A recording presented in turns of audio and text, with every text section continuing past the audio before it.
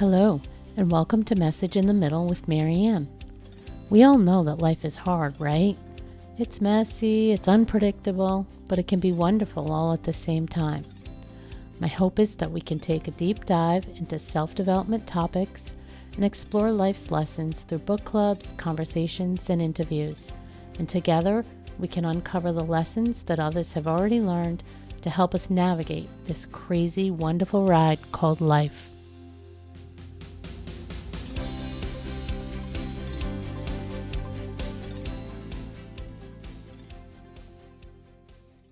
Hello and welcome to Message in the Middle. Have you ever felt like you're constantly battling fatigue, just not feeling your best, unable to lose weight no matter what you try? Feel extra puffy? You're not alone. So today I'm bringing you a guest who knows just how you feel. Ashley Malik is with me today, and she's overcome her own health and weight challenges, including Hashimoto's and hypothyroidism. While working through that, Ashley learned how to reduce inflammation, boost energy, lose weight, and just generally feel better. Now, with over a decade of research and personal experience, Ashley guides other women to transform their health from the inside out, lose weight, gain energy, and optimize their already busy schedules. Ashley, welcome to the show. Thank you, Marianne. I'm so excited to be here. I am excited to have this conversation. When I saw your work out there when I was doing some research, I thought this is a conversation that I've heard in my own circle. That whole comment about feeling extra puffy, that was me, because one of my friends at one point, when she was going through her own weight loss journey, but she said, I'm just so puffy. I'm just so swollen. And it's a conversation that I hear often. So I definitely wanted to dig in a little bit about what you've learned and what you're doing.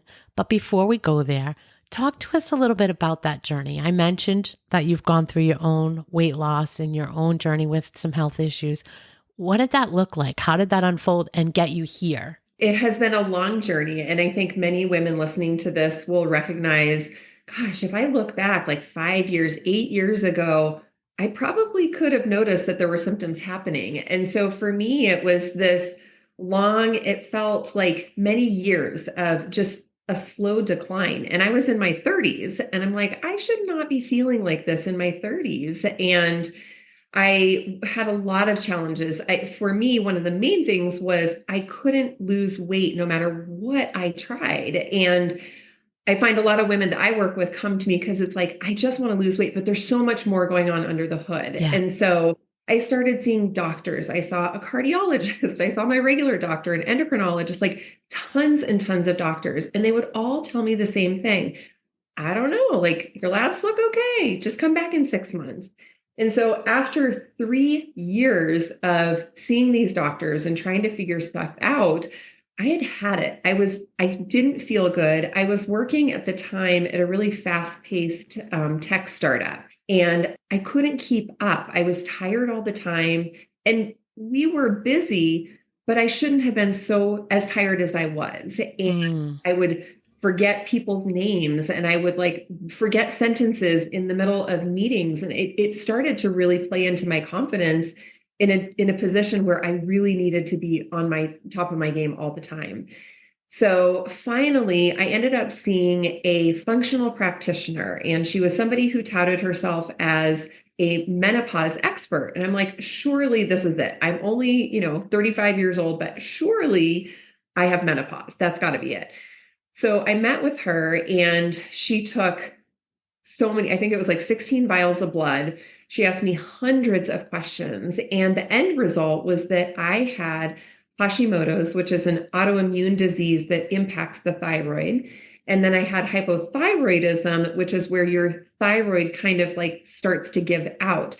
I also had severe nutrient deficiencies. And what this showed me, and what I, came to learn through this process, is that literally from the inside out, I was so unhealthy. And I think it was a combination of years and years of stress. I had left a very abusive marriage and was raising my kiddo on my own, working so many hours. Like I wasn't probably, it wasn't that I was an unhealthy eater, but I could have made healthier choices. It was in that time of my life I was drinking. So it just, all of this stuff led to this realization that I could actually do something about this. And once she was able to give me that diagnosis, the clouds lifted. I'm like, okay, now I have words to research. I have a diagnosis to look into, and started discovering how impactful the food we eat can be in helping us to feel less puffy,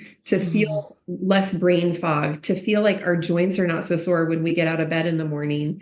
We can feel amazing.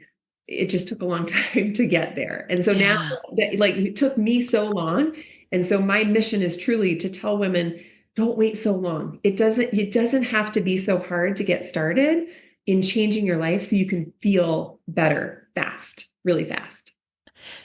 The fact that you noted that, once you had the words, so you had the diagnosis, you had the words for what it was. I've heard that before. I think it's the not knowing that's the hardest thing. And just to keep trying things, you feel like you're banging your head against the wall, and at least you could focus on specific areas to then tackle it. So that was a big deal. I'm also impressed that you had such a great experience with a functional doctor, a functional medicine, because, I'm sure you're well aware that it's just bubbling up everywhere. That's the thing now, right? Yeah. And I get it, because the point you made, she asked you hundreds of questions and took all that blood. Our traditional doctors, I don't want to bash them because they don't have the time, really, the system that we've built. They take blood, they check your levels, but the levels, the numbers are like between this crazy range. So they don't really dig in and see what's going on. So that's a really good testimony for somebody that it really worked for. I've talked to a lot of functional medical professionals, but not a lot of people that have had really solid experiences. So it sounds like yours was really good. So Yeah, and I think it's really helpful to do your research. So it's like, to me, it's like shopping for a car. Like, you kind of know what you want, and you want somebody who's going to partner with you. There are a lot of functional, like, clinics that are popping up, like you said, and I think they're doing business in the same way that Western medicine is done. It's like quick, get some labs, get in, get out, move on to the next person. So you they're diluting it. completely. And so the idea behind functional medicine is that we're looking at root cause. Yeah. So whereas in conventional medicine, we say, oh, your thyroid labs are off, here's a pill. Yeah. In functional medicine, we say, why is your thyroid off? Yeah. How much is it off? Let's shorten that range and see, what is it in your body that's causing issues with your thyroid. It's a very different approach. And when I started recognizing, like, how different it was, there are very few things. Like, I had a hysterectomy last year. I used regular conventional medicine for that. But outside of that, like, I have really transitioned myself, my family, to a lot of functional medicine, because if we can heal what's going on inside, Yeah. it's actually the cure of a lot of the symptoms that we have. So you have to be smart and do your research on who you're going to partner with for functional medicine. And I like your point about the fact that you use it when you can, but it doesn't mean you stay away from Western medicine either. I mean, Correct. there is applications for both in our life. So Correct. yeah. Yeah. So at the core of what you teach today is anti-inflammatory eating. Yes. I want to just level set with people and make sure everybody knows what that means, not just assume everybody does. Talk to us a little bit about, what is that? What does that mean? Yeah, that's a great question, because I think there's a lot of misconceptions around it. So Yes. anti-inflammatory, the way that I teach it, is very synonymous with, like, a Mediterranean diet. What we're doing is we're looking at whole foods, really nutrient dense foods, to be able to heal our bodies, help our bodies reduce some of that inflammation. And so a lot of times what people hear is that anti-inflammatory is, oh, I can't, eat gluten or maybe dairy. I can't eat sugar. I can't drink alcohol. Bleh. Like, that sounds so not fun. But the reality, and where I try and take a lot of my teaching from, is to say, but look at all the things you get to add in. And when you start adding in foods that reduce inflammation and delicious foods that don't cause more inflammation, you actually start to feel better. You have less cravings. You crave sugar less, and you crave berries more. Like, it's really weird. Your taste buds change, your body changes. So it's not all about taking out, but it's also filling in with things. And then the approach that I take is that it has to be sustainable to your life Yeah. and what your life looks like. And so I take a very family-centered approach that you have to learn how to like cook for yourself and cook for your family and make slight modifications so that it will be sustainable for you. And I really advocate finding a lot of like products or brands that are supportive of an anti-inflammatory lifestyle, like chips or chocolate. Like Yeah. you'll hear, I say this I eat chocolate every day on an anti-inflammatory diet. I just found a chocolate that works and that is supportive of my body and my health goals. So I want people to know it's not all just taking out the fun stuff. It's actually putting in stuff that helps you to feel better. It's funny, and I want to get there, but I don't want to get there yet. One of the chocolate comment, one of the things that attracted me to reaching out to you was you had talked about some of the brands and snacks that you like. And I actually tried the chocolate that you recommend. We'll talk about it in a minute, guys. It's great. I'm hooked now. And yes, it's a little more expensive, but it's really good. And there were a couple other things that I already had been turned on to, so that was one of the things I definitely want to dig in. But I want to stop for a minute and just say, because you said it, like when people hear about this type of diet, they go, oh, I got to give up gluten. I got to give up dairy. I got to give up alcohol. Like you just went through that, right? So you've heard it a gazillion times. And I think actually you might have did that, but it doesn't have to be that way, right? I mean, talk to us a little bit about some ways to get started without getting overwhelmed or without doing that whole full all in, I'm not touching anything. Yeah. So I think, I like the idea of a Whole30 diet. So many people have heard of that, and that is an anti-inflammatory approach to eating.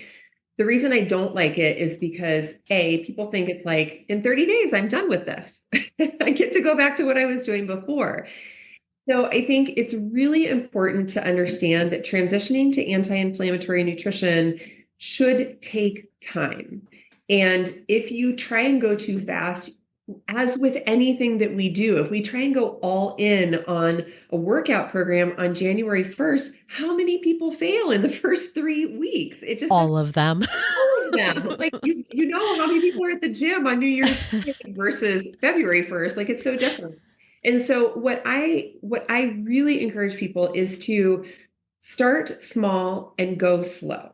And I know in this fast-paced world, we want to just go so quickly, but the reality is that you're not going to be successful. And so little tips like decide that you're going to take gluten out of your dinner. That's it. Just dinner. And try that for a week and see, how does it feel? Where do you struggle? Start figuring out, okay, if I'm struggling here, what are some ways that I can make it a little bit easier for myself? I think a lot of times people will grab a ton of recipes off of Pinterest, or they'll buy like an anti-inflammatory cookbook and they get all excited. And then before they know it, they're cooking like, 10 new recipes in a week between breakfast and dinners. Start with two. Start with 2 anti-inflammatory recipes in a week. And again, see how that goes. You really have to transition slowly, or it's just not going to be successful for you. And again, like buying things that are anti-inflammatory helps a lot, because I know you had heard my episode on the Family Fork about snacks, and I talk a lot about like, we need some things that make it easier. And so if you know that you have grain-free chips and some guacamole to eat for a snack, it's super easy. You can just grab that and stuff that in your lunch bag or on your desk at work. Whereas if you're thinking like, oh, everything has to be anti-inflammatory and fresh fruits and veggies, and I don't know how to do it, you're not going to continue with it. So find ways to make it easier for yourself. I agree completely. I mean, when on my weight loss journey, one of the key things was swaps. I call them swaps, just swapping things out, like finding not a perfect, I'm using quotes, guys, not a perfect thing, but a better option so that, it's a lot less calories, a lot less sugar, whatever. And it's sustainable. It's sustainable for me. And that's the key. It is.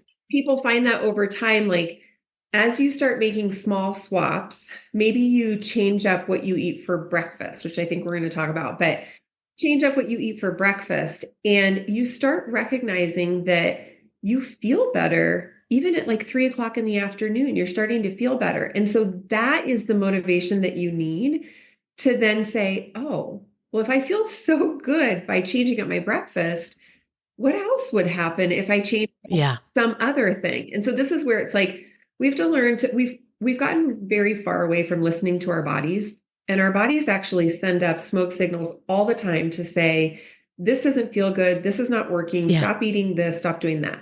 We ignore it all the time, especially as women, we ignore it.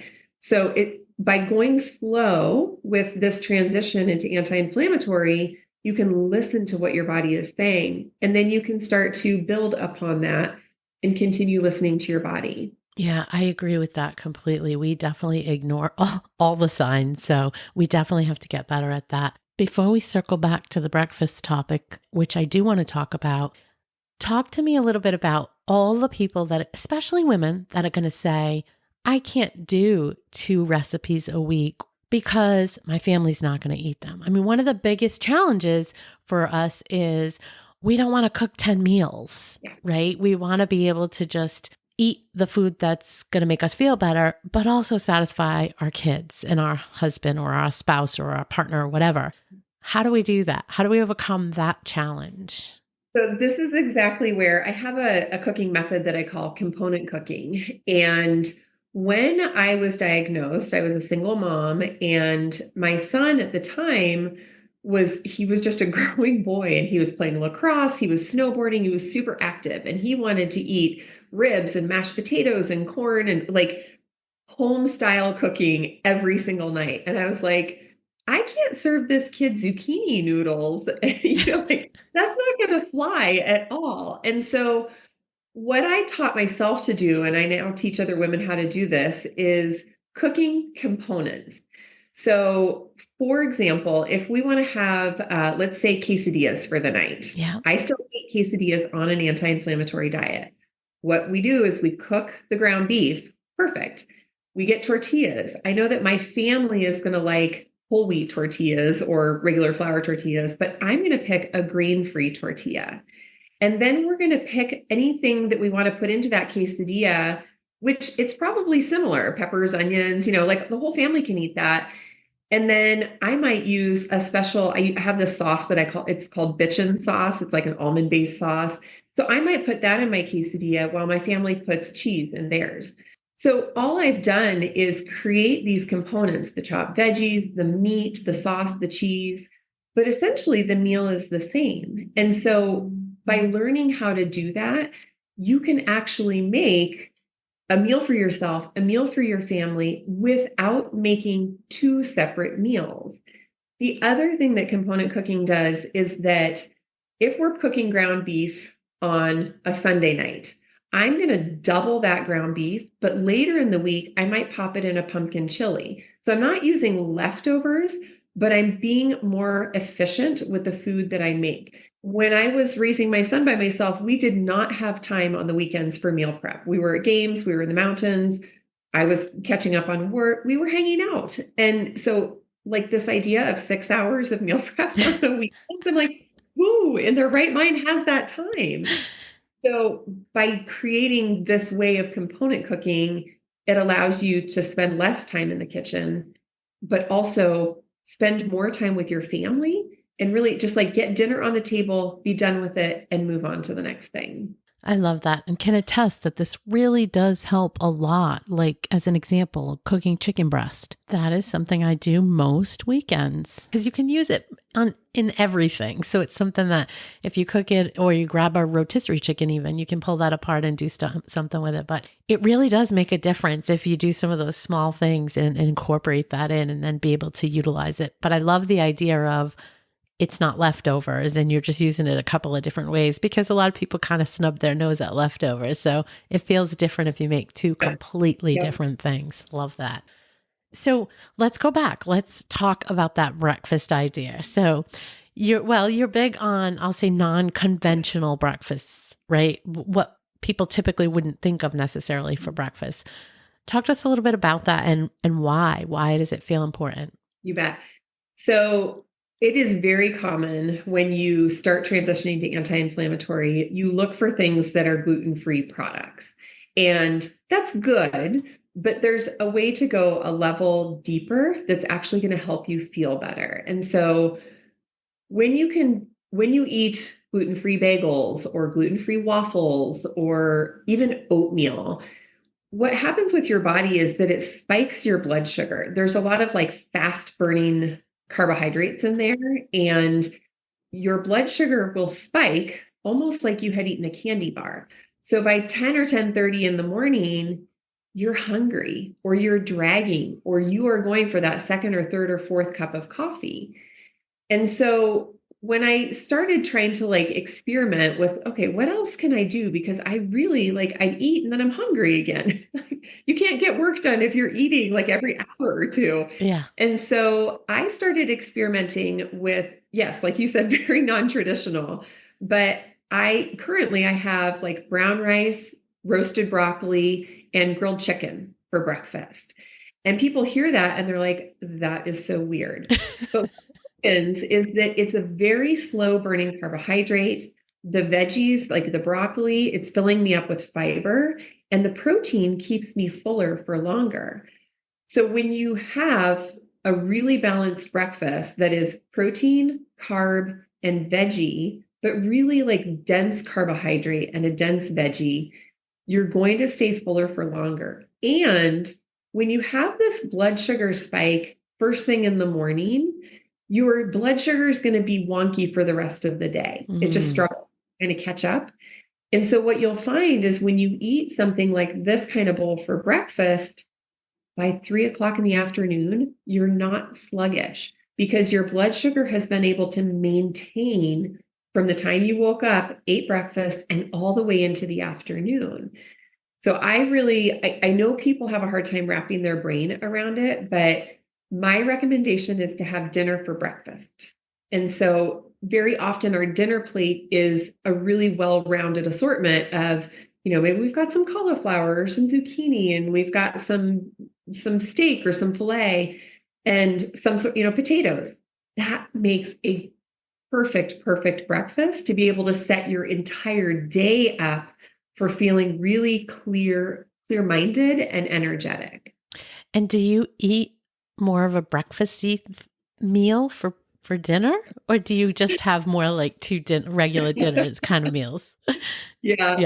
I'm a little bit of an odd bird. So eggs don't set well with me at all. So I like just never eat eggs. Yeah. And so I know a lot of people, they say, oh, yeah, you could definitely do, some eggs, like some scrambled eggs or an omelet or something like that for dinner.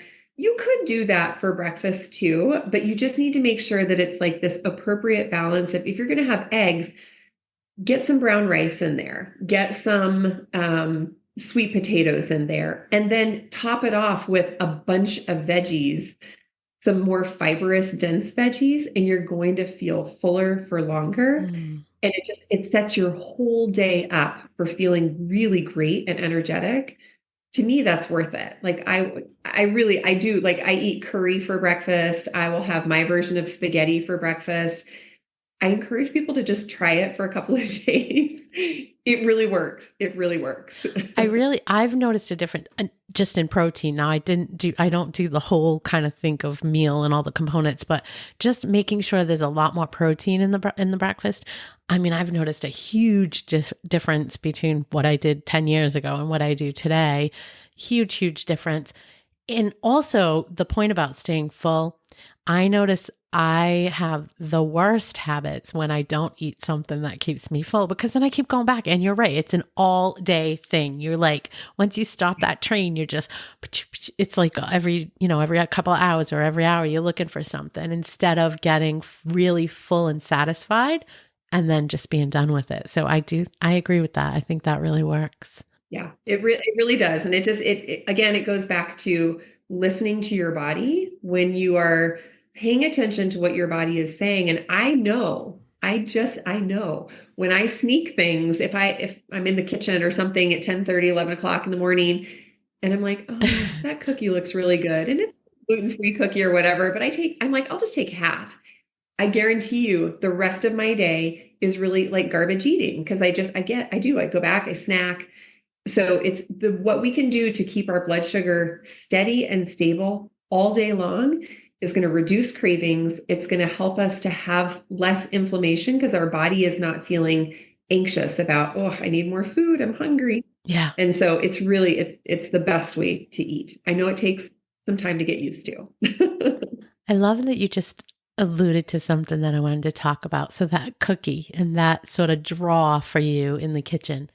I think there's a lot of people, especially on social media in these days that, they get out there and they're an expert on certain things and they make it look like, once you get it, you've arrived and it's good and you'll never struggle again. And I've heard you be transparent and be honest and say, that's not the case always. And you still have some pull or you still have some insecurities over your body, even though you're in a very socially acceptable body. But you still have those same insecurities. Like this isn't something you arrive at. You're done. You made it. You do it. And it's your lifestyle and you never think about it again. Yeah. I think for me, one of the biggest changes that I made was working on my mindset. And I don't like that phrase because it sounds so squishy. It's like, what the heck does that mean anyway? I even went so far as to become a certified mindset coach because once I started recognizing that it wasn't always about the food that I was eating, it was the way that I felt around the food. So I think alcohol is one of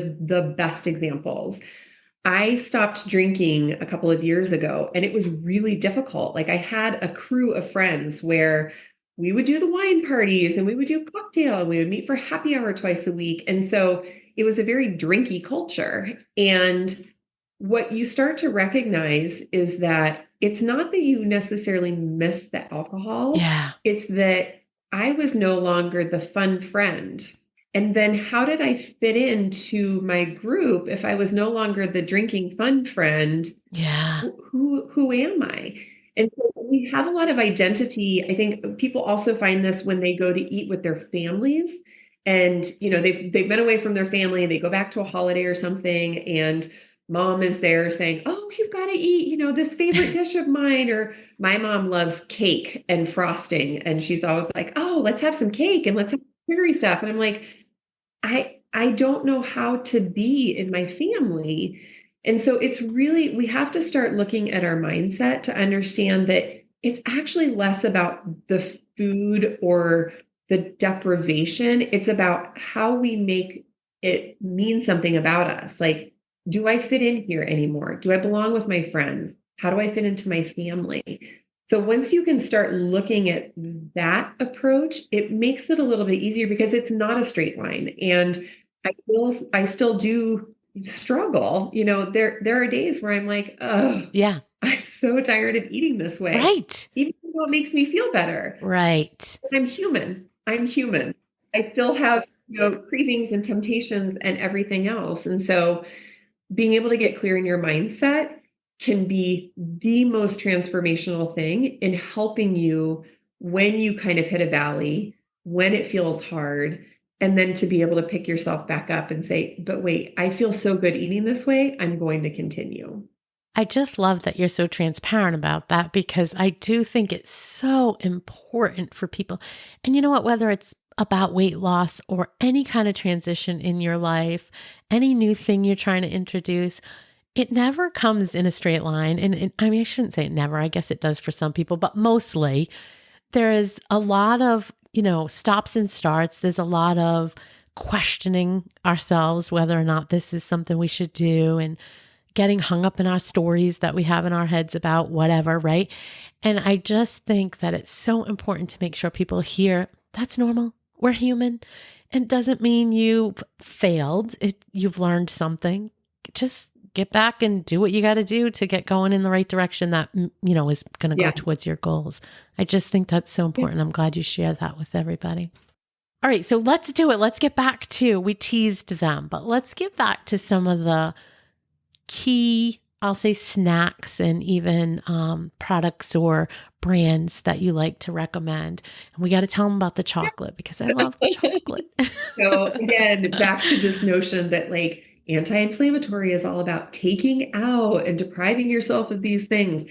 I really do. I eat tacos, quesadillas, burgers, chocolate all the time. And so the trick is to find the brands, the products that are really supportive of that. So what Marianne and I are talking about is there's a company called Hu Kitchen, HU Kitchen, and they make a chocolate bar that is made with date and coconut sugar.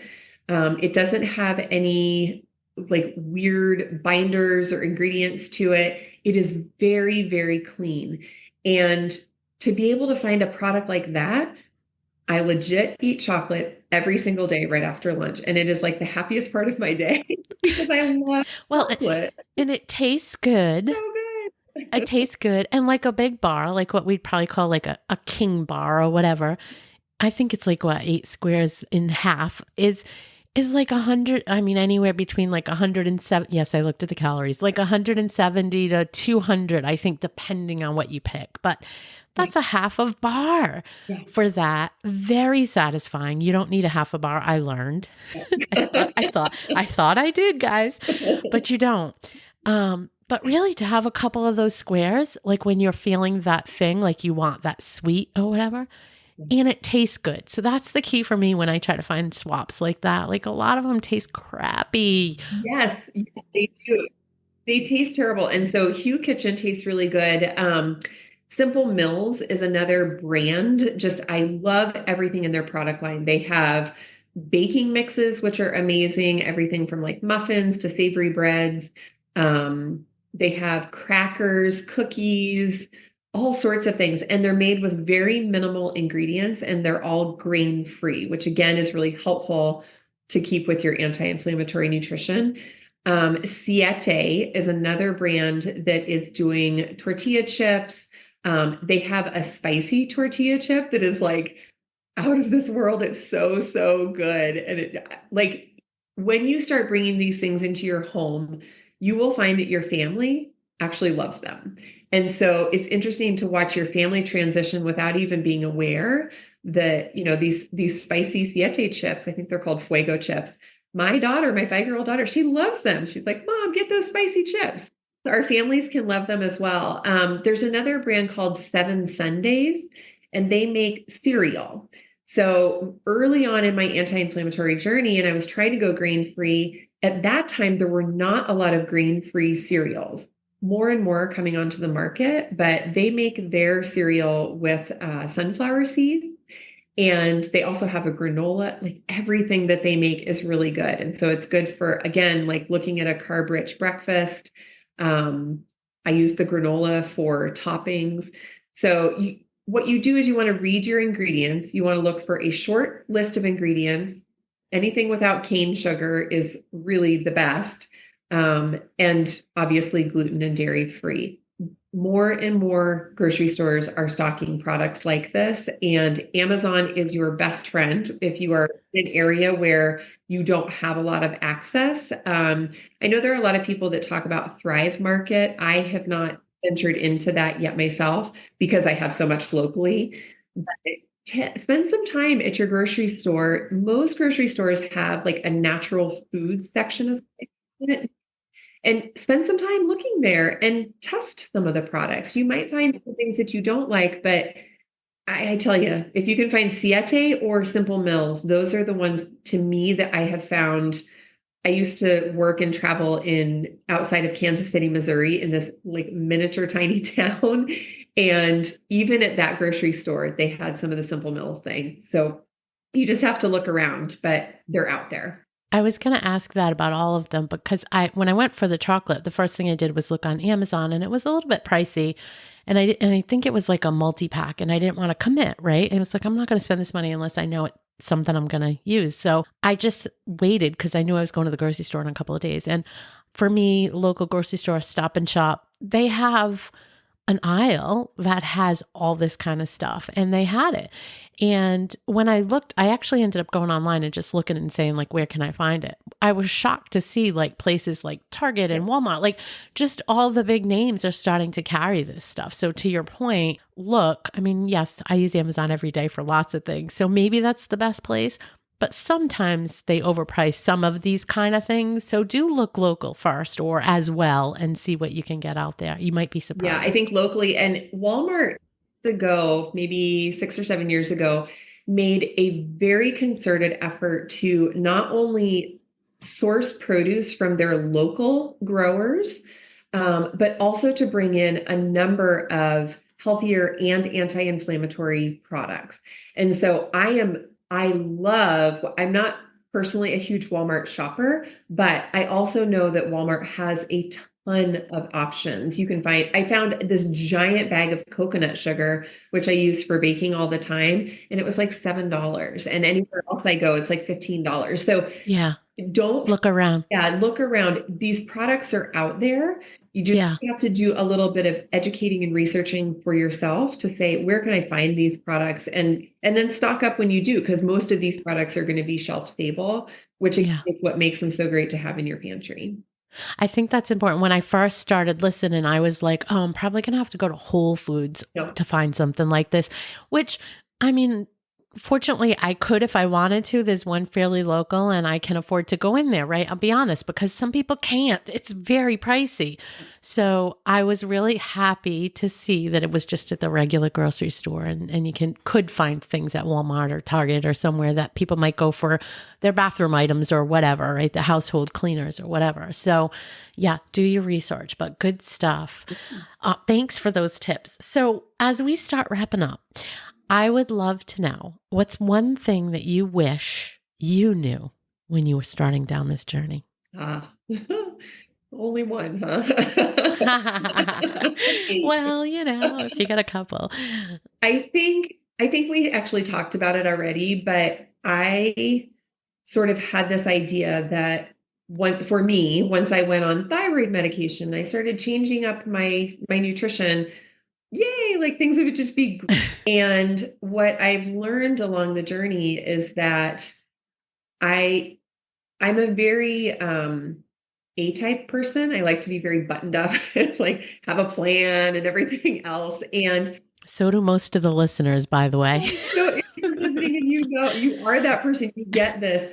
What I have learned on this journey is the importance and the value of flexibility because Yeah. we can't anticipate, for example, when a stressful situation might come up that causes our body to react in an inflammatory way that then throws off how we feel or how we're eating or what we're craving or whatever else. And it's really important to know that if you decide to transition to anti-inflammatory for whatever reason, because you want to feel better or you have health issues or both, it can only benefit you over time, but you have to be flexible. And that's one of the reasons that I talk a lot about that my journey is not linear. And I do, sometimes my weight might, for me, weight is an indicator of how I'm feeling inside. And so sometimes like I'm up about 10 pounds right now for my comfort level.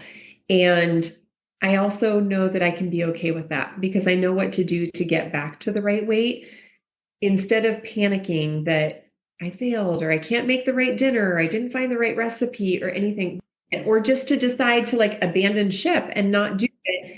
We have to learn to be flexible and live within the seasons of our lives. And this is why the approach that I take is so like family centered and woman and mom centered, because we do a lot as Yes. moms and women, and especially if we're in corporate leadership roles, different things, our lives are not always our own. Yeah. And so we have to know that, like right now, I'm doing a lot of caretaking. I'm sandwich generation. I am taking care of my parents a lot. And there are things that I can't anticipate that I need to take care of that will throw off my eating for a whole week or two Yeah. or more. It's okay. Yeah. Be flexible. Be graceful to yourself and understand that if your intention is to continually improve, you will, but just be flexible. I love that. Great advice. Great advice. And a great note to leave us on. As As we send off and say bye to folks, I want to remind them that we'll put all your links in the show notes, links to the podcast, links to your website, all that stuff. And I think we have a freebie that we're going to share with everybody, right? Yes. Tell us a little bit about that. Yeah. So I have this freebie that I love this, and I hope that everybody that's listening will love it too. It's called the Family Fork Meal Plan. And as we talked about a little bit ago, the idea of figuring out how to do that component cooking style where you're cooking for yourself and your family, I have that all packaged up for you. So for 7 days, I have all of the recipes that you'll need. There's a whole shopping list. And what you'll find is that you're going to cook 3 nights in that week. That's it. Everything else will be sort of those repackaged meals. There's in your recipe, there's anti-inflammatory style, and then there's a version that's family style as well. So you understand what your family might prefer. And it's all laid out for you. You don't have to think about it. There's no meal planning, no meal prep involved. You just grab it, grab the grocery store items, and get to cooking. It's really slick. So yes, we'll include the link there. For folks that don't want to try and go all in, I'm saying go all in, but for the week, try one of them and see how that works for you, or try the breakfast thing and see how that works for you. Yeah. This has been a fabulous conversation. Thank you for taking the time out to share everything you learned with us. Absolutely. I totally enjoyed this conversation. Thanks for having me. Thank you for listening to this episode of Message in the Middle with Marianne. If you enjoyed the podcast, please take a minute to share it and write a review, as it helps bring new listeners to our audience. If you'd like to keep the conversation going between episodes, please join us at Facebook group Message in the Middle with Marianne.